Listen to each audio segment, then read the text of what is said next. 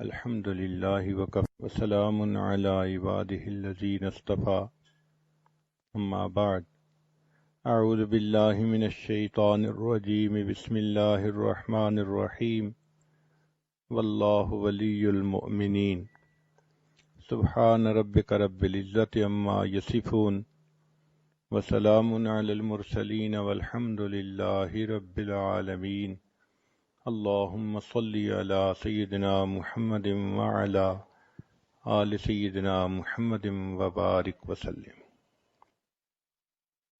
اللہ رب العزت کے ہم پر ان گنت احسانات ہیں، ان میں سے ایک احسان تو یہ کہ اللہ رب العزت نے ہمیں انسان بنایا اور پھر ایمان عطا فرمایا۔ ایمان کا عطا کرنا اللہ رب العزت کی بڑی نعمتوں میں سے ایک ہے۔ پھر رب کریم نے ہمیں نبی علیہ الصلوۃ والسلام کی امت میں پیدا فرمایا۔ یہ وہ سعادت ہے جس کو حاصل کرنے کے لیے پہلی امتوں کے انبیاء دعائیں کرتے تھے۔ اللہ تعالیٰ نے ہمیں بن مانگے یہ نعمت عطا فرمائی۔ ہم جس قدر اللہ رب العزت کا شکر ادا کریں وہ کم ہے۔ پھر اللہ رب العزت نے ہمیں صحت سلامتی والا جسم عطا کیا۔ وہ بھی لوگ ہوتے ہیں جو ماں کے پیٹ سے جب پیدا ہوتے ہیں تو ان کی بینائی نہیں ہوتی۔ یہ بینائی والی نعمت کتنی قیمتی ہے جو اللہ تعالیٰ نے بن مانگے عطا فرمائی۔ ہمارے ایک حافظ تھے، حفظ مکمل کیا تو وہ ملنے کے لیے آئے، اور جب آئے تو کہنے لگے حضرت آج میں آپ سے ایک دعا کروانے کے لیے آیا ہوں۔ میں نے مسکرا کے کہا کہ حافظ صاحب آپ ماشاءاللہ جوان العمر ہیں، حفظ مکمل ہو گیا، اب آپ چاہتے ہوں گے کہ میری شادی کی دعا کر دیں۔ تو جب میں نے یہ کہا تو حافظ صاحب کی آنکھ سے آنسو آ گئے۔ میں بھی بہت سیریس ہوا۔ میں نے پوچھا حافظ صاحب کیا ہوا؟ کہنے لگے حضرت دعا یہ کروانا چاہتا ہوں کہ جس ہستی کو میں اپنی ماں کہتا ہوں آج تک میں اس کا چہرہ نہیں دیکھ سکا، آپ میرے لیے دعا کر دیں کہ اللہ مجھے ایک مرتبہ بینائی دے دے، میں ماں کا چہرہ تو دیکھ سکوں۔ اس وقت احساس ہوا کہ اے کریم آقا، آپ نے ہمیں جو بینائی والی نعمت عطا فرمائی یہ کتنی قیمتی ہے، اور ہم اس نعمت کو مس یوز کرتے ہیں اور غیر محرم کے اوپر استعمال کرتے ہیں۔ کتنے لوگ ہیں جو ماں کے پیٹ سے پیدا ہوتے ہیں اور وہ بچے بہرے ہوتے ہیں، وہ سن نہیں سکتے، اشاروں میں باتیں کرتے ہیں، اور جو بچہ بچپن سے بہرا ہو عام طور پہ وہ گنگا بھی ہوتا ہے، چونکہ وہ سن نہیں سکتا تو اس کی ویکیبلری نہیں ہوتی، وہ بول بھی نہیں سکتا۔ اللہ رب العزت نے ہمیں سماعت بھی عطا فرمائی، ہم بات سنتے بھی ہیں، بات کرتے بھی ہیں۔ پھر دیکھیں انسان کے چہرے پر ناک ایک چھوٹا سا عضو ہے، لیکن اس ناک کے اندر اتنی خوبصورتی ہے کہ اس کے خوبصورت ہونے سے چہرہ خوبصورت ہوتا ہے اور اس کے بدصورت ہونے سے چہرہ بدصورت بن جاتا ہے۔ اللہ رب العزت نے یہ نعمت بھی ہمیں اچھی عطا فرمائی۔ پھر زبان کو دیکھیے، اللہ تعالیٰ نے ہم کلامی کی توفیق عطا فرمائی۔ ہم اپنی فیلنگز کو الفاظ کا جامہ پہنا سکتے ہیں، دوسرے سے بات کر سکتے ہیں۔ مجھے ایک مرتبہ ایک ایسے گھر میں جانے کا موقع ملا جہاں خاوند گنگا تھا، بول نہیں سکتا تھا، اس کے 4 بچے تھے۔ تو میں ان کے گھر جا کے یہی سوچتا رہا کہ یہ 4 بچوں کا باپ ہے، اپنی بیوی سے اظہار محبت کرنا اس کو کتنا مشکل محسوس ہوتا ہوگا۔ ہم الفاظ کو کس طرح بنا سنوار کے کہہ دیتے ہیں دوسرے بندے کا دل خوش کرنے کے لیے، اور وہ اپنی بیوی سے صرف اشاروں سے باتیں کرتا تھا۔ اب دیکھیے یہ اللہ تعالیٰ کی ایک نعمت ہے جو اللہ نے عطا فرمائی تاکہ اس زبان کے ذریعے سے ہم قرآن پڑھیں اور اس زبان کے ذریعے سے ہم دین کی باتیں کریں۔ پھر اللہ رب العزت نے ہمیں ہونٹ عطا فرمائے۔ یہ ہونٹ دیکھنے میں چھوٹے سے ہوتے ہیں مگر ان کے اوپر انسان کی خوبصورتی کا انحصار ہوتا ہے۔ اگر ہونٹ بے ڈھنگے ہوں تو باوجود گورے رنگ کے اور باوجود اچھی خوبصورت شکل کے انسان خوبصورت نظر نہیں آتا۔ اگر انسان کے ہونٹ نہ ہوتے تو اس کے دانت یوں نظر آتے جیسا مردہ بکری کے دانت نظر آتے ہیں، انسان کی ساری خوبصورتی ختم ہو جاتی۔ چیز چھوٹی سی ہے مگر اہمیت دیکھیے کتنی ہے۔ اللہ رب العزت نے ہمیں ہاضمے کی نعمت عطا فرمائی، یہ بھی اللہ تعالیٰ کی نعمتوں میں سے ایک بڑی نعمت ہے۔ ایک آدمی کے پاس 100 بھینسیں تھیں لیکن وہ خود بھینس کا دودھ نہیں پی سکتا تھا، اس لیے کہ دودھ کے پینے سے اس کو ایک بیماری ہو جاتی تھی۔ کتنے لوگ ہیں جو لیکوڈ ڈائٹ پہ رہتے ہیں اور سالڈ چیز نہیں کھا سکتے۔ ایک مرتبہ ایک عورت نے مجھے فون کیا، حضرت میرے لیے دعا کریں، میرے معدے میں السر ہے، میں سارے مہمانوں کے لیے اچھے اچھے کھانے بناتی ہوں مگر پچھلے 7 سال سے میں صرف لیکوڈ پہ گزارا کر رہی ہوں، ایک لقمہ بھی میرے منہ میں نہیں گیا۔ ہمیں اللہ رب العزت نے ہاضمے کی صحیح نعمت عطا فرمائی، ہم اپنی خواہش کے مطابق کھاتے بھی ہیں پیتے بھی ہیں، ہمیں چاہیے کہ ہم اس پر بھی اللہ رب العزت کا شکر ادا کریں۔ پھر ہاتھوں کی نعمت اللہ نے عطا فرمائی، یہ کتنی بڑی نعمت ہے جس سے کہ ہم دنیا کے سارے کام کرتے ہیں۔ ایک مرتبہ حرم شریف میں میں نے ایک بندے کو دیکھا، اس کے دونوں بازو کندھوں سے کٹے ہوئے تھے، تو وہ آگے ہی صف میں بیٹھا ہوا تھا نماز پڑھنے کے لیے۔ عجیب بات کہ میں یہی سوچتا رہا، یا اللہ اس کے دونوں بازو ہی نہیں ہیں، یہ اپنے کپڑے کیسے پہنتا ہوگا، یہ اگر واش روم جاتا ہوگا تو اپنی طہارت کیسے کرتا ہوگا، اللہ جب یہ سوتا ہوگا تو یہ رات کو اپنی رضائی کمبل کو کیسے سیدھا کرتا ہوگا۔ اس کے دونوں ہاتھ نہیں تھے۔ اس دن ایسی عجیب کیفیت ہوئی کہ میں بہت دیر اس بات پہ روتا رہا کہ اللہ آپ نے ہمیں یہ نعمتیں دیں، کاش کہ ان نعمتوں کو ہم آپ کی تعمیل میں استعمال کر سکتے۔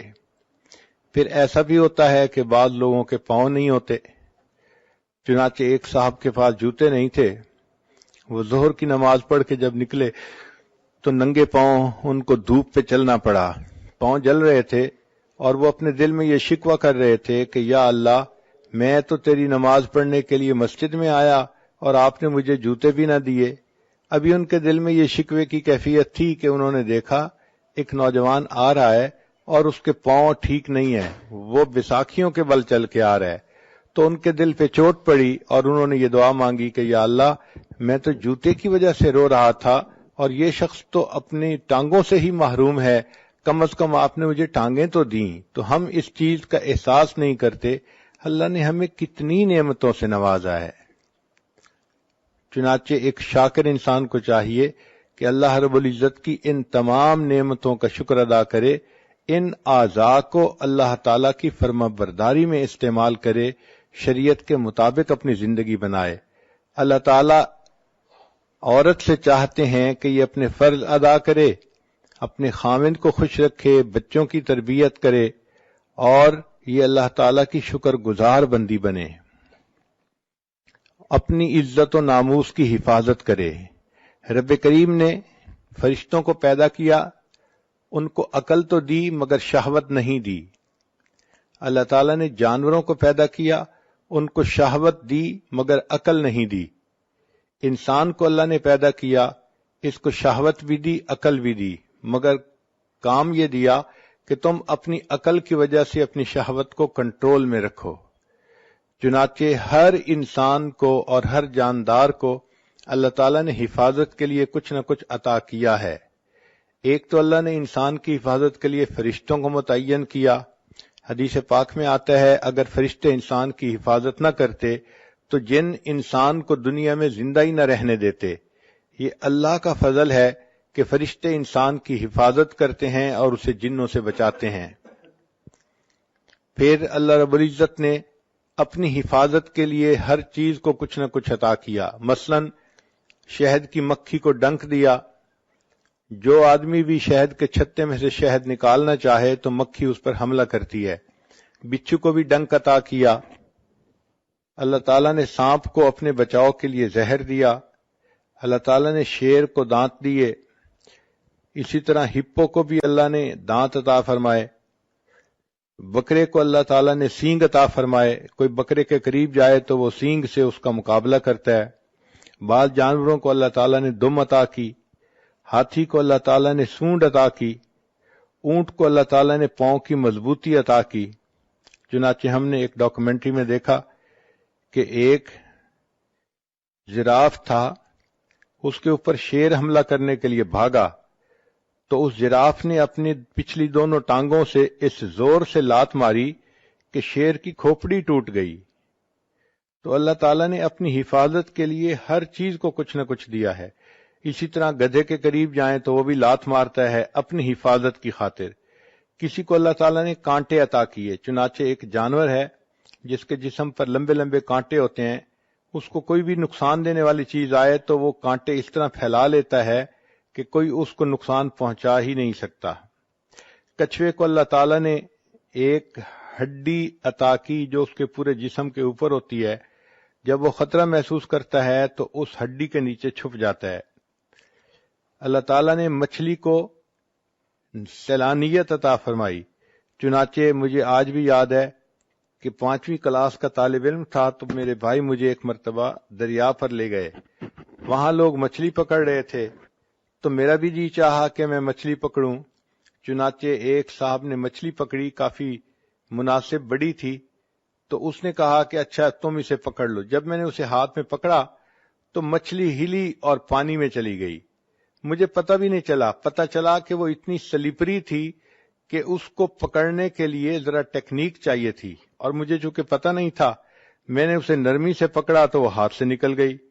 مچھلی کی طرح ہاتھ سے نکل جانا یہ ایک ضرب المثل بن گئی ہے۔ اسی طرح ایک مچھلی ایسی بھی ہے کہ جو اپنی حفاظت کے لیے بجلی کا جھٹکا مارتی ہے۔ ہم نے ایک ایکویریم میں دیکھا امریکہ میں کہ ایک ایسی مچھلی تھی کہ جب وہ ہلتی تھی تو 440 وولٹ کا کرنٹ پیدا ہوتا تھا۔ انہوں نے ایک بلب لگایا ہوا تھا تو وہ بلب جلتا تھا اور پتہ چلتا تھا کہ اس مچھلی کے ہلنے سے برقی رو پیدا ہو رہی ہے۔ ایک مچھلی کو اللہ تعالیٰ نے ڈنک والی دم عطا فرمائی، چنانچہ جو اس کے قریب آتا ہے اس کو وہ ڈنک لگاتی ہے اور بندہ مر جاتا ہے۔ اللہ تعالیٰ نے چوہے کو دن میں اور رات میں دیکھنے کے لیے نظر عطا فرمائی تاکہ یہ بلی سے ہر وقت بچ سکے۔ چھچھوندر، اس کو اللہ تعالیٰ نے بچنے کے لیے بدبو عطا کی، چنانچہ اس کے اندر بدبو اتنی ہوتی ہے کوئی اس کے قریب رہنا بھی پسوا۔ کہنے لگا جی کہ اس کی وجہ سے میرے ہاتھ گیلے ہو گئے، تو پتہ چلا کہ مینڈک کا یہ ٹرک ہے کہ جو کوئی بندہ اس کو پکڑتا ہے وہ پیشاب کر دیتا ہے اور بندہ اس کو پھر کنفیوز ہو کے چھوڑ دیتا ہے۔ تو ہر کسی کو اللہ نے اپنی حفاظت کے لیے کچھ نہ کچھ عطا کیا۔ عورت کو اللہ نے اپنی حفاظت کے لیے عقل عطا کی، چنانچہ عورت کو چاہیے کہ وہ اپنی عقل کی وجہ سے سوچے اور اپنی جان اور اپنی عزت آبرو کی حفاظت کرے۔ یہ عقل ایک ڈھال ہے جو انسان کی عزت آبرو کو بچا لیتی ہے۔ جو لڑکیاں عقل استعمال نہیں کرتی وہ بڑی جلدی غیر محرم بندوں کے سامنے شکار بن جاتی ہیں اور ان کا وکٹم بن جاتی ہیں۔ اللہ رب العزت نے عورت کو بہت خوبی دی ہے، کوئی مرد اس سے بات کرے اس کو بہت جلدی پتہ چلتا ہے کہ یہ کس اسٹیشن سے بول رہا ہے یا کس نیت سے بات کر رہا ہے۔ یہ سمجھ اور فہم عطا کرنے کا مقصد یہی تھا کہ چونکہ اس نے اپنی عزت و ناموس کی حفاظت کرنی تھی تو اللہ تعالیٰ نے اس کو اس معاملے میں بہت زیادہ فہیم بنایا کہ اس کو پتہ چل جاتا ہے کہ یہ غیر مرد مجھ سے کیا چاہتا ہے۔ اس لیے فرمایا کہ تم غیر مرد سے بات کرنے کا موقع پیش بھی آ جائے تو تم ذرا روکھے انداز میں بات کرو، آواز میں لوچ پیدا نہ کرو، ڈھیلی سریلی آواز بنا کے بات نہ کرو۔ فَيَطْمَعَ الَّذِي فِي قَلْبِهِ مَرَضٌ، ورنہ طمع کرے گا وہ بندہ جس کے دل کے اندر مرض ہوگی۔ آج کل یونیورسٹیوں کی بچیاں یونیورسٹی میں جاتی ہیں، سروں پہ دوپٹے بھی نہیں ہوتے، خوشبوئیں لگائی ہوتی ہیں اور کپڑے بھی ٹائٹ پہنے ہوتے ہیں، اور وہ یہ سمجھتی ہیں کہ اس طرح ہم دوسروں کو بہت خوبصورت نظر آتی ہیں، اور وہ یہ نہیں سمجھتی کہ اس طرح جو غیر محرم مرد ہیں وہ ہمارے بارے میں کتنی بری سوچ دل میں رکھتے ہیں اور ہیلے بہانے بنا بنا کے وہ عورتوں کو اپنے دام میں گرفتار کرتے ہیں۔ تو عقل انسان استعمال کرے تو اس کے ذریعے سے اپنی شہوت کو کنٹرول کر سکتا ہے۔ رب کریم نے انسان کو یہ نعمت عطا فرمائی تاکہ اس کی وجہ سے اس کی عزت و آبرو کی حفاظت رہے۔ لہذا اب کوئی مرد گناہ کی دعوت کس طرح سے دے، مسکرا مسکرا کے دے یا میسیجز لکھے یا باتیں کرے، تو ایسی کسی چیز کی طرف التفات ہی نہیں کرنا چاہیے۔ آرزویں خون ہوں یا حسرتیں پامال ہوں، اب تو اس دل کو تیرے قابل بنانا ہے مجھے۔ دعا مانگنی چاہیے کہ اللہ تعالی جان عزت آبرو کی حفاظت کرنے میں مدد فرمائے۔ ایک بات ذہن میں رکھ لیجئے کہ نفسانی خواہشات کو انسان جتنا پورا کرے یہ اتنا اور زیادہ بڑھتی ہیں۔ ان کو ختم کرنے کا ایک ہی طریقہ ہے کہ ان کو نظر انداز کریں اور ان کے ختم ہونے کی اللہ سے دعا مانگیں۔ جب اللہ سے دعا مانگیں گی تو اللہ تعالیٰ بچا لیں گے۔ اس لیے حضرت یوسف علیہ السلام نے کہا تھا کہ اے پروردگار عالم، اگر آپ مجھے نہیں بچائیں گے تو میں اس گناہ میں گر جاؤں گا۔ تو انسان اللہ سے دعا مانگے۔ عورت کو چاہیے کہ عشاء کے بعد 2 رکعت نفل پڑھ کے روزانہ اللہ سے یہ دعا مانگے، اے اللہ میری عزت و ناموس کی حفاظت رکھنا، مجھے کسی ایسی مشکل میں گرفتار نہ کرنا کہ جہاں میری عزت کو خطرہ ہو۔ ہم اللہ تعالیٰ سے مانگیں گے، اللہ تعالیٰ عطا فرمائیں گے۔ انسان اللہ تعالیٰ سے محبت کرتا ہے، اللہ تعالیٰ اس سے محبت کرتے ہیں۔ ایک بزرگ فرماتے ہیں کہ مجھے 4 چیزوں کو سمجھنے میں غلطی تھی، مگر قرآن پاک میں نے پڑھا تو مجھے پتہ چلا کہ میری غلطی کہاں کہاں پہ ہے۔ مثلا میں یہ سمجھتا تھا کہ میں اللہ سے محبت کرتا ہوں جس کی وجہ سے اللہ مجھ سے محبت کرتے ہیں، لیکن میں نے قرآن پاک میں پڑھا یحبہم ویحبونہ، تو تب مجھے پتہ چلا کہ اللہ تعالیٰ بندے سے پہلے محبت فرماتے ہیں اور اس کے نتیجے کے طور پہ بندے کے دل میں اللہ کی محبت پیدا ہوتی ہے۔ دوسری غلطی یہ تھی کہ میں یہ سوچتا تھا کہ انسان اپنے رب سے پہلے راضی ہوگا تو اس کے بدلے اللہ اس سے راضی ہوں گے۔ قرآن پاک پڑھا تو میری یہ غلطی بھی ختم ہو گئی۔ اللہ تعالیٰ فرماتے ہیں رضی اللہ عنہم ورضوا عنہ، اللہ ان سے راضی ہو گیا، وہ اللہ سے راضی ہو گئے۔ تو پہلے اللہ راضی ہوتا ہے، نتیجہ یہ ہوتا ہے کہ بندہ بھی پھر اپنے رب سے راضی ہو جاتا ہے۔ پھر ایک بات کہ انسان وہ فرماتے ہیں کہ میں یہ سمجھتا تھا کہ میں اللہ کو پہلے یاد کرتا ہوں پھر اللہ مجھے یاد کرتے ہیں، لیکن قرآن پاک پڑھا تو بتایا وما توفیقی الا باللہ، کہ میری توفیق تو اللہ ہی کی۔ تو ہم جو اللہ کو یاد کرتے ہیں تو اللہ پہلے یاد کرتا ہے، وہ توفیق دیتا ہے، تب ہم اللہ کو یاد کرتے ہیں۔ اس لیے ایک حدیث پاک میں آتا ہے کہ انسان کو اللہ تعالیٰ دن میں جو نعمتیں عطا فرماتے ہیں اس میں سب سے بہتر توفیق یہ ہوتی ہے کہ انسان کو اللہ اپنی یاد کی توفیق عطا فرما دے۔ چوتھی چیز جو فرماتے تھے کہ میری غلط فہمی تھی کہ میں سمجھتا تھا کہ میں توبہ پہلے کرتا ہوں پھر اللہ میری توبہ کو قبول کرتے ہیں۔ جب قرآن پاک پڑھا تو اس میں بتایا گیا ثم تاب علیہم لیتوبوا، اللہ کی رحمت پہلے متوجہ ہوتی ہے پھر انسان کو توبہ کی توفیق ملتی ہے۔ تو یہ ذہن میں رکھیے کہ اللہ کی رحمت کی نظر پہلے ہوتی ہے، اللہ تعالیٰ بندے کو اپنائیت کی نظر سے پہلے دیکھتے ہیں پھر اس کو توبہ کی توفیق ملتی ہے۔ اس اجتماع میں آنے کا بنیادی مقصد یہی ہے کہ ہم زندگی کے پچھلے گناہوں سے سچی پکی توبہ کر لیں اور آئندہ اللہ کی بارگاہ میں فرما بردار بن کر زندگی گزارنے کا ارادہ کریں۔ اللہ تعالیٰ کی طرف سے رحمت کی نظر ہوگی، ہماری طرف سے نیک بن کر رہنے کا ارادہ ہوگا، تو یہ محبت کا تعلق جڑ جائے گا۔ دونوں جانب سے اشارے ہو چکے، تم ہمارے ہم تمہارے ہو چکے۔ محبت کہتے ہیں دل کا کسی کے ساتھ اتنا مشغول ہو جانا کہ دوسروں کی طرف انسان کا دھیان ہی نہ رہے، اس کیفیت کو محبت کہتے ہیں۔ کوئی دل میں اتنا سما جاتا ہے کہ اس دل میں کسی دوسرے کے لیے جگہ ہی نہیں رہتی، اور اس کی علامات یہ ہے کہ محبوب کی فرما برداری کرتا ہے اور اس کی بات ماننے میں انسان کو مزہ آتا ہے۔ ان المحب لما یحب مطیع، محب جس سے محبت کرتا ہے اس کا مطیع ہوتا ہے، اور پھر اس کی صفات کو انسان اپنا کر خوش ہوتا ہے۔ بندے کو چاہیے اپنے اللہ سے محبت کرے اور اپنے اندر اللہ تعالیٰ کی صفات کو پیدا کرے۔ چنانچہ حدیث پاک میں فرمایا تخلقوا باخلاق اللہ، تم اللہ تعالیٰ کے اخلاق کو اپناؤ۔ اللہ تعالیٰ پردہ ڈالنے والے ہیں، تم بھی بندوں کے لیے پردہ ڈالنے والے بن کر رہو۔ اللہ تعالیٰ جلدی غلطیوں کو معاف فرما دیتے ہیں، تم بھی دوسروں کی غلطیوں کو جلدی معاف کرو۔ اللہ تعالیٰ رحیم و کریم ہے، تم بھی رحیم و کریم بن کر رہو، دوسروں کے لیے عفو درگزر کا معاملہ کرو۔ اللہ تعالیٰ حلیم ہے، تم بھی اپنے اندر حلم پیدا کرو۔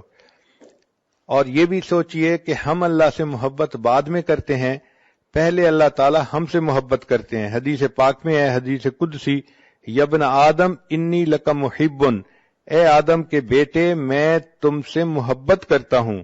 تو اللہ تعالیٰ بندے سے محبت پہلے کرتے ہیں، پھر اس کے بعد بندے کو اللہ سے محبت کی توفیق نصیب ہوتی ہے۔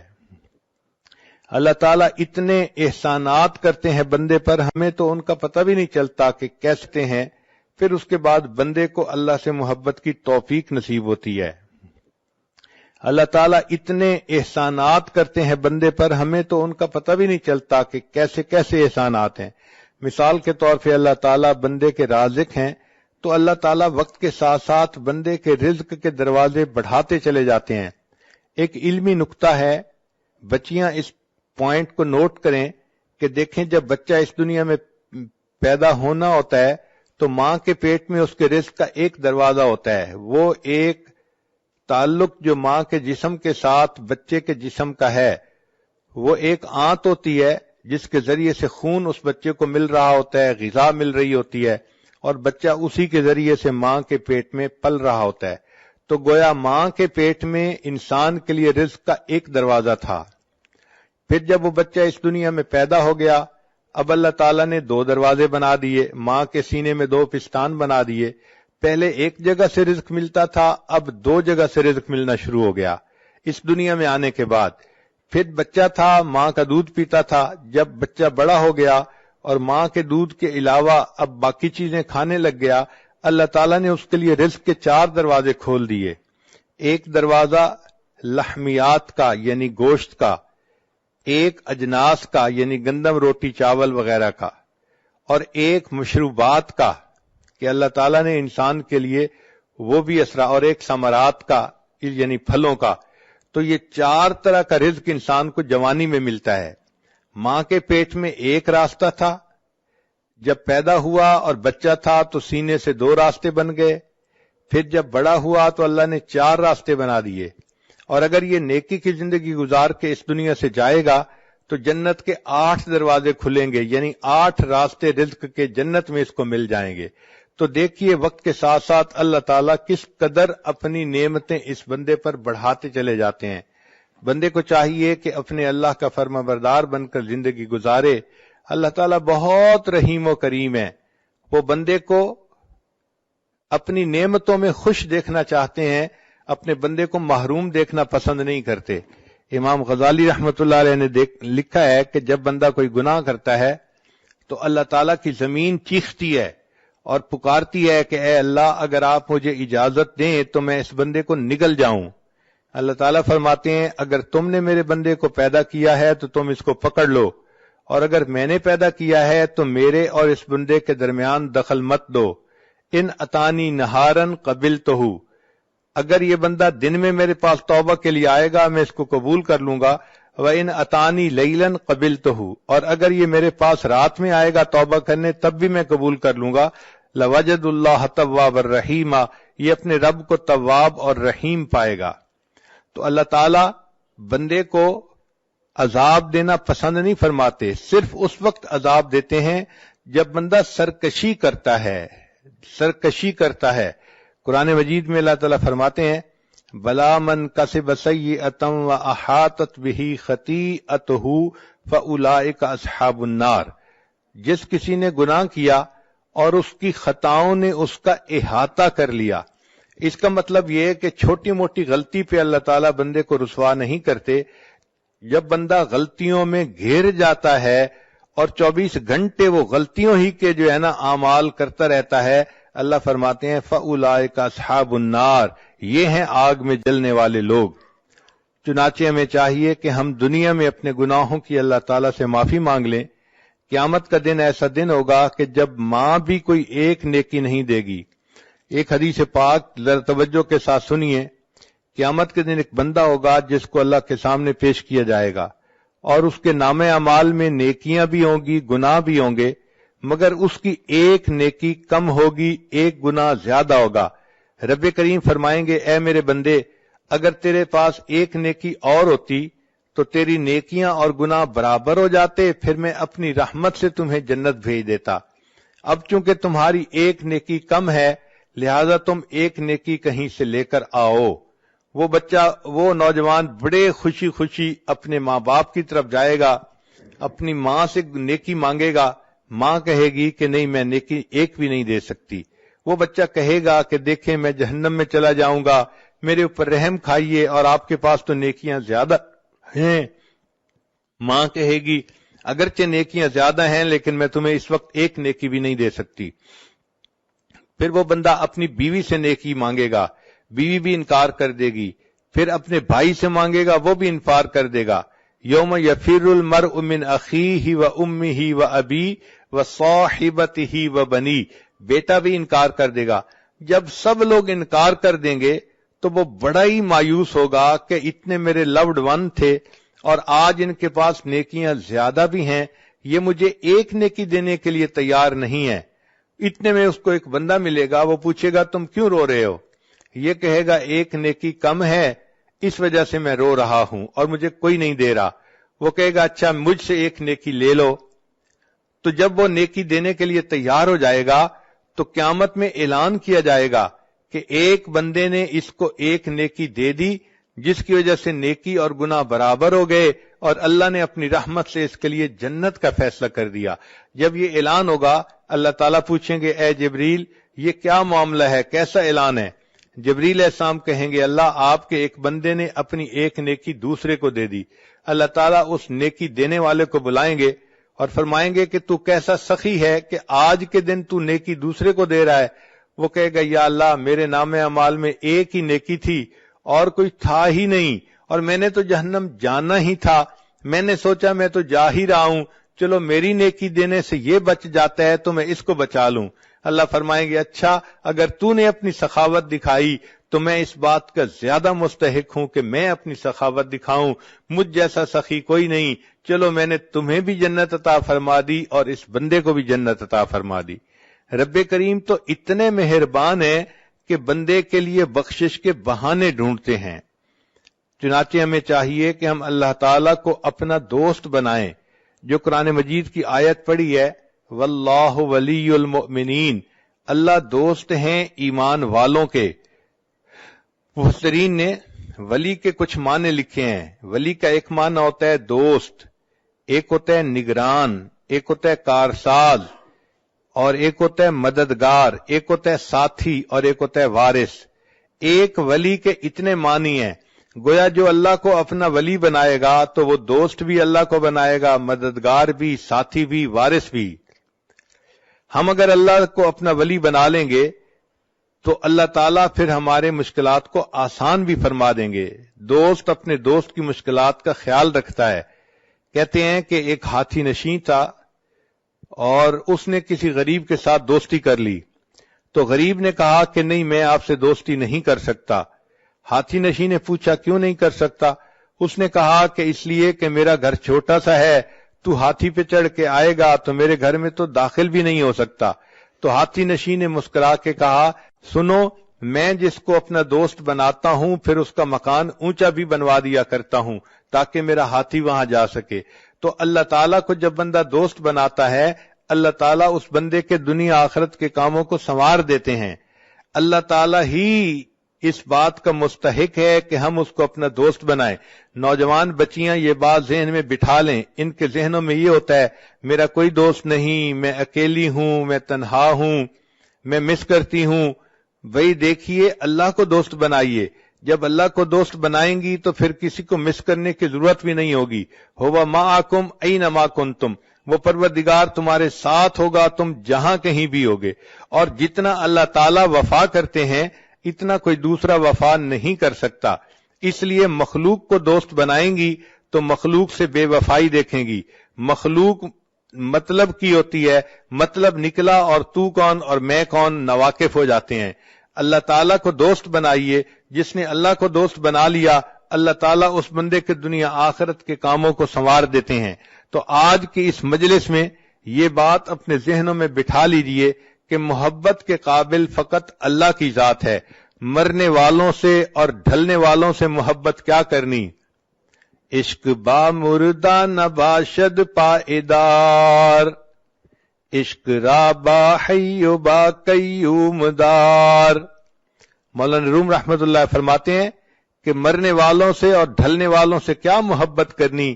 اگر کرنی ہی ہے تو محبت اس سے کرو جو حی و قیوم ہے، ہمیشہ زندہ رہنے والا اور باقی رہنے والا ہے. تو انسان اگر اللہ سے تعلق جوڑتا ہے تو اللہ تعالیٰ اس بندے کے ساتھ نبھا کے دکھاتے ہیں. تو ہم اللہ کو اپنا دوست بنائیں. چنانچہ حضرت موسیٰ علیہ السلام کے پاس بنی اسرائیل کے لوگ آئے. اے اللہ کے نبی علیہ السلام، بڑا عرصہ ہوا بارش نہیں ہوئی، پانی کی قلت ہے اور جانور بھی پریشان ہیں، انسان بھی پریشان ہے، آپ دعا کیجئے. حضرت موسیٰ علیہ السلام نے فرما دیا کہ اچھا، ساری قوم کے لوگ باہر ویرانے میں آئیں اور میں دعا کرواؤں گا. چنانچہ حدیث پاک میں آتا ہے کہ 70,000 لوگ اکٹھے ہوئے. حضرت موسیٰ علیہ السلام نے خوب دعا مانگی، اللہ تعالیٰ سے گڑ گڑا کے فریاد کی، مگر بارش کے کوئی آثار نہیں تھے. جب کافی دیر دعا کرنے کے بعد بھی بارش نہ ہوئی تو موسیٰ علیہ السلام نے پوچھا، اے اللہ، آپ کا ایک نبی آپ سے اپنی امت کے ساتھ مل کے دعا کر رہا ہے اور آپ کی طرف سے قبولیت کے آثار ظاہر نہیں ہو رہے. رب کریم نے فرمایا کہ اس قوم کے اندر ایک بندہ ہے جو 40 سال سے میرے ساتھ لڑائی کر رہا ہے گناہ کے ذریعے سے، یعنی وہ گناہ کر کے میرے ساتھ گویا لڑائی میں لگا ہوا ہے اور اس کی وجہ سے میں بارش نہیں برسانا چاہتا. تو حضرت موسیٰ علیہ السلام کو اس بات پہ بڑا تعجب ہوا. انہوں نے اعلان کیا، اے لوگو، تمہارے اندر ایک ایسا بندہ ہے کہ جو 40 سال سے ایک گناہ میں مبتلا ہے اور اللہ تعالیٰ اتنے ناراض ہیں کہ اس کی موجودگی میں بارش نہیں دینا چاہتے. میں اس بندے سے کہتا ہوں کہ وہ یہاں سے نکل جائے اور اس کی وجہ سے دوسروں پر جو مصیبت آئی ہوئی ہے وہ ٹل جائے. حضرت موسیٰ علیہ السلام نے جیسے ہی یہ اعلان کیا تو تھوڑی دیر کے بعد بارش ہونے لگ گئی. حضرت موسیٰ علیہ السلام بڑے حیران کہ کوئی بندہ باہر نکلا بھی نہیں اور بارش بھی شروع ہو گئی، اور اللہ تعالیٰ فرماتے ہیں کہ اس مجمع میں ایک بندہ ہے جو میرے ساتھ گناہ کے ذریعے جنگ میں لگا ہوا ہے. تو رب کریم صلی اللہ علیہ وسلم سے پوچھا کہ یا اللہ، یہ بارش کیسے ہوئی؟ اللہ تعالیٰ نے فرمایا کہ جس بندے کی وجہ سے بارش روکی گئی تھی اسی بندے کی وجہ سے بارش ہوئی. اے اللہ، اس کی وجہ سے بارش کیسے ہوئی؟ فرمایا کہ جب آپ نے اعلان کیا اس بندے نے اپنے دل میں سوچا کہ اے اللہ، اگر میں اس وقت لوگوں سے باہر نکل جاؤں گا تو میری رسوائی ہوگی، میں کسی کو چہرہ دکھانے کے قابل نہ رہوں گا. اے کریم آقا، آسیتک 40 سنۃ فامہلتنی، میں نے 40 سال آپ کی نافرمانی کی، آپ نے مجھے ڈھیل دے دی. جئتک تقیا فقبلنی، اے اللہ، کہنے لگا جی کہ اس کی وجہ سے میرے ہاتھ کہنے لگا جی کہ اس کی وجہ سے میرے ہاتھ گیلے ہو گئے. تو پتہ چلا کہ مینڈک کہنے لگا جی کہ اس کی وجہ سے میرے ہاتھ کہنے لگا جی کہ اس کی وجہ کہنے لگا جی کہ اس کی وجہ سے میرے ہاتھ کہنے لگا جی کہ اس کی وجہ سے میرے ہاتھ کہنے لگا جی کہ اس کی وجہ کہنے لگا جی کہ اس کی وجہ سے میرے کہنے لگا جی کہ اس کی وجہ کہنے لگا جی کہ اس کی وجہ سے میرے ہاتھ کہنے لگا جی کہ اس کی وجہ سے میرے ہاتھ گیلے ہو گئے.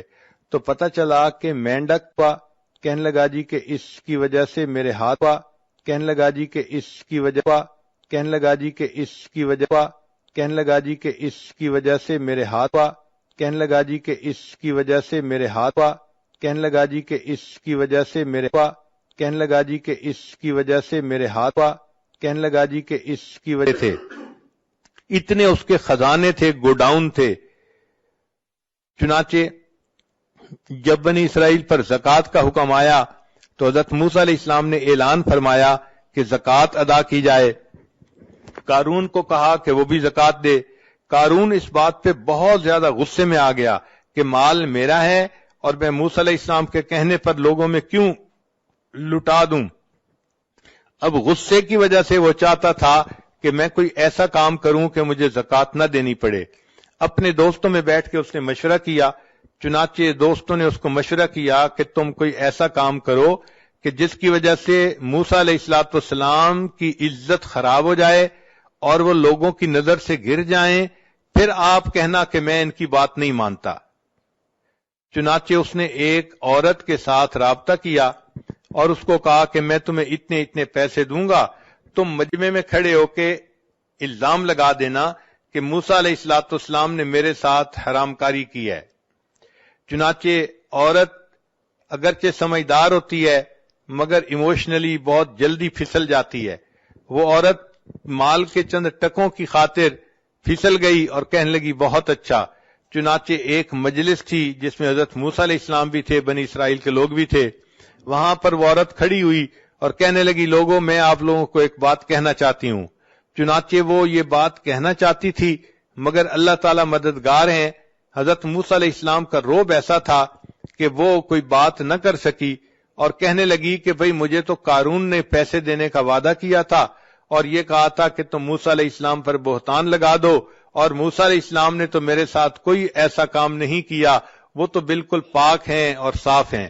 جب حضرت موسیٰ علیہ السلام کو پتہ چلا کہ قارون نے مجھے پبلکلی انسلٹ کرنے کے لیے ایسی حرکت کی تو موسیٰ علیہ السلام کو بہت جلال آیا. اللہ تعالیٰ سے دعا کی اے اللہ آپ مہربانی فرما دیجئے اور اس میری تکلیف کو دور کر دیجئے.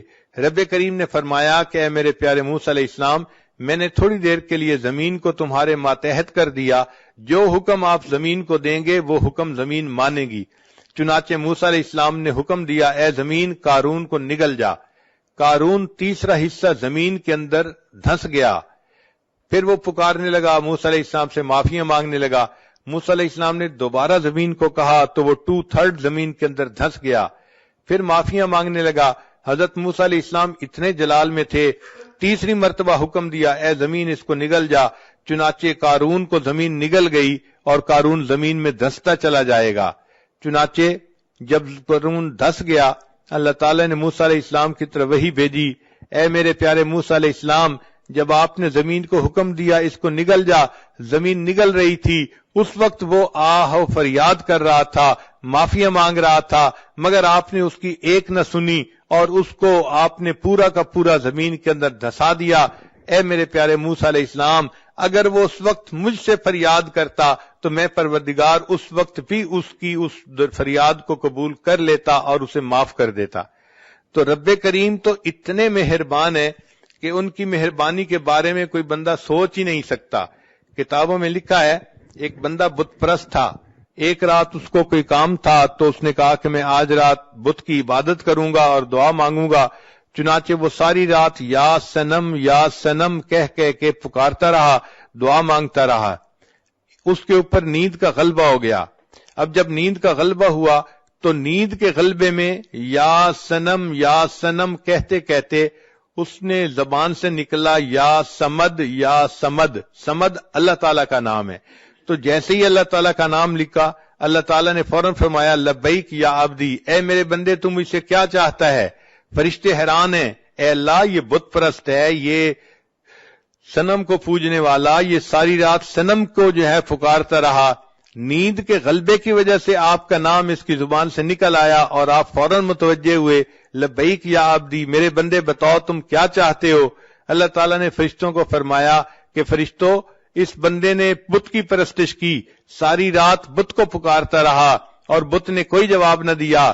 اگرچہ میرا نام غفلت کی حالت میں اس کے منہ سے نکلا، اگر میں بھی جواب نہ دیتا پھر مجھ میں اور بت میں کیا فرق رہتا؟ تو رب کریم اگر اتنے مہربان ہے کہ ایک بت پرست غفلت کی حالت میں یا سمد کہہ دیتا ہے، اللہ اس کو بھی پکار کا جواب دیتے ہیں، تو اگر وہ عورت جو اللہ سے محبت کرتی ہے، اللہ کی وجہ سے اپنی عزت و آبرو کی حفاظت کرتی ہے، اللہ کے محبوب صلی اللہ علیہ وسلم کی ایک ایک سنت پر محبت سے عمل کرتی ہے، ایسی نیک پاک لڑکی اگر تہجد کے وقت میں اللہ کے سامنے ہاتھ اٹھائے گی اور دعا مانگے گی، اللہ تعالیٰ اس کی دعاؤں کو کیوں نہیں قبول فرمائیں گے؟ اگر فرق ہے تو ہماری طرف سے ہے. عورت کو چاہیے کہ وہ اللہ کو اپنا وکیل بنائے، اللہ کو اپنا نصیر بنائے، اللہ کو اپنا ولی بنائے. حسبنا اللہ و نعم الوکیل نعم المولا و نعم النصیر۔ ایک تجربے کی بات یہ ہے کہ عام لڑکیاں اپنے خامند کو خوش کرنے کے لیے جتنے جتن کاٹتی ہیں، ہمارا یہ تجربہ ہے کہ اگر وہ اللہ کو منانے کے لیے اس سے آدھی بھی کوشش کر لیں تو اللہ تعالیٰ ان کو اپنا ولی بنا لے، ان کو اللہ تعالیٰ اپنی مقبول بندیوں میں شامل فرما لے۔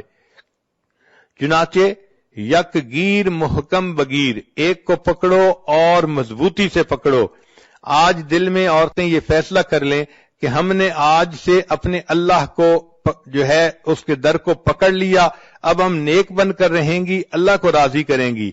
دل و من لئی تیری بن گئی، اے اللہ میں نے دل سے یہ مان لیا کہ میں تیری بن گئی، چونکہ میں نے دنیا کی بے وفائیوں کو دیکھ لیا، دنیا والوں کی بے وفائیوں کو دیکھ لیا، اب میں صرف آپ ہی کی طرف رجوع کرتی ہوں۔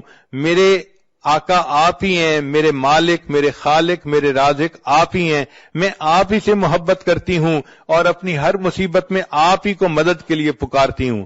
جب ایک اللہ سے تعلق جوڑیں گی پھر دیکھنا کہ اللہ تعالیٰ کیسے کیسے اپنے بندوں سے نبھاتے ہیں اور ان کے لیے معاملات کو سیدھا کر دیتے ہیں۔ قرآن مجید میں ایک جگہ تذکرہ ہے کہ فرعون کی بیوی تھی آسیہ بنت مزاحم۔ ایک مرتبہ فرعون کو پتہ چلا کہ یہ موسیٰ علیہ السلام پر ایمان لے آئی تو وہ بہت خفا ہوا اور اس نے اپنی بیوی کو اپنے گھر سے نکال دیا۔ اب بیوی کو گھر سے نکال دینا یہ کوئی چھوٹی سزا نہیں ہوتی، اس عورت کی تو ایک دفعہ زندگی ہی تاریک ہو جاتی ہے۔ تو جب وہ اس کو ذلیل و رسوا کر کے گھر سے نکال رہا تھا تو اس وقت بی بی آسیہ نے اللہ سے یہ دعا مانگی، رب ابن لی عندک بیتا فی الجنہ، اے اللہ یہ فرعون تو مجھے اپنے گھر سے دھکے دے رہا ہے اور نکال رہا ہے اور میں بے گھر ہو رہی ہوں، اے اللہ اب اس کے بدلے تو مجھے جنت میں گھر عطا فرما دینا، رب ابن لی عندک بیتا فی الجنہ۔ تو جب اس نے یہ دعا مانگی اللہ تعالیٰ نے دعا کو بھی قبول کر لیا اور اس کا تذکرہ قرآن مجید میں بھی کر دیا۔ آج بھی عورتیں یہ آیات پڑھتی ہیں قرآن پاک میں کہ ایک بندی نے دعا مانگی تھی، اللہ نے اس کو اس کے بدلے جنت میں گھر کا وعدہ فرما دیا تھا۔ تو دیکھیں اللہ تعالیٰ اپنی بندیوں کی فریادوں کو کیسے سنتے ہیں اور اس کو کیسے پورا کرتے ہیں۔ ایک اور خاتون تھی جو نبی علیہ السلام کی صحابیہ تھی، ان کا نام تھا خولہ بنت ثعلبہ۔ یہ بڑھاپے کی عمر کو پہنچ گئی تھیں اور بڑھاپے کی عمر میں مرد جو ہے وہ بہت غصے میں جلدی آ جاتا ہے اور بات بات پہ غصہ کرتا ہے، حتیٰ کہ ہوا کو بھی گالیاں نکالتا ہے۔ چنانچہ کوئی بات ہوئی تو خامد نے غصے میں اس کو کہہ دیا کہ تم میرے لیے اس طرح ہے جیسے میری ماں ہوتی ہے۔ اب اس زمانے میں جب کسی کو یہ الفاظ کہہ دیے جاتے تھے تو عورت حرام ہو جاتی تھی اپنے خامد پر ان الفاظ کے کہنے سے۔ چنانچہ جب اس نے یہ الفاظ کہہ دیے تو خولہ بنت ثعلبہ پریشان ہو گئی کہ میرے خامد نے تو مجھے طلاق دے دی۔ اس نے سوچا چلو میں جاتی ہوں اور جا کر ہائی کورٹ میں اپیل کرتی ہوں۔ وہ نبی علیہ الصلوۃ والسلام کی خدمت میں حاضر ہوئی اور عرض کیا کہ اے اللہ کے حبیب صلی اللہ علیہ وسلم، میں اپنے خامد سے محبت کرتی ہوں، خامد مجھ سے محبت کرتا ہے، پتہ نہیں اس کو کیا ہوا، غصے میں آ کے اس نے مجھے یہ کہہ دیا کہ تو میرے لیے میری ماں کی مانند ہے۔ تو اب بتائیں کہ کیا میں اس کے لیے حرام ہو چکی ہوں یا نہیں؟ نبی علیہ السلام نے فرمایا کہ ہاں، جو اوپر توریت کے احکام آ رہے ہیں ان کے حساب سے تم اس پر حرام ہو چکی ہو۔ وہ چاہتی تھی کہ نبی علیہ السلام اس کو ویو آف کر دیں اور بتا دیں کہ نہیں تم حرام نہیں ہوئی۔